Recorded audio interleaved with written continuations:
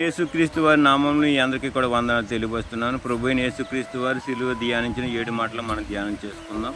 మొట్టమొదటి మాట, తండ్రి వీరు ఏమి చేస్తున్నారో వీరు ఎరుగురు కనుక వీరిని క్షమించమని లోక సువార్త 23:34 రాయబడిన మాట. రెండో మాట, నేడు నీవు నాతో కూడా పరదేశంలో ఉండు అని దొంగతో పలికిన మాట. రెండో మాట లోక సువార్త 23:43 రాయబడిన మాట.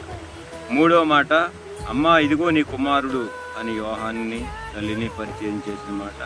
యోహాను సువార్త 19:26-27. నాలుగో మాట, మత్తయి సువార్త 27:46. ఏలి ఏలి శబక్తా, నా దేవా నా చేయి ఎలా విడిచితివని పలికిన మాట. నాలుగో మాట. ఐదో మాట, ఇదిగో లేఖనము నెరవేరినట్టు దప్పికొనిచున్నాను అంటున్నాడు. అంటే ఆయన దప్పికొనిచున్నాడు. యోహాను సువార్త 19:28. ఆరో మాట, ఇదిగో యోహాను సువార్త 19:30.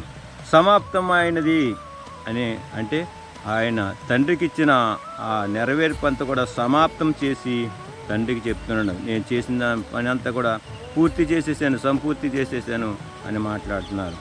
అలాగే ఏడో మాట, నా ఆత్మను నీ చేతికి అప్పగిస్తున్నానని తండ్రి అయిన దేవుని నుంచి వచ్చిన ఆత్మను తండ్రి అయిన దేవునికి అప్పగిస్తున్నాడు. మనం తెలుసుకోవాల్సింది ఏంటంటే ప్రభువైన యేసుక్రీస్తు వారు లేఖనము నెరవేర్పు కోసం, లేఖనము ఏ విధంగా అయితే రాయబడి ఉన్నదో, తన పుట్టుక నుంచి మరణం వరకు కూడా లేఖనం ఏ విధంగా రాయబడి ఉన్నదో ఆ లేఖనం అంతా కూడా నెరవేర్చారు.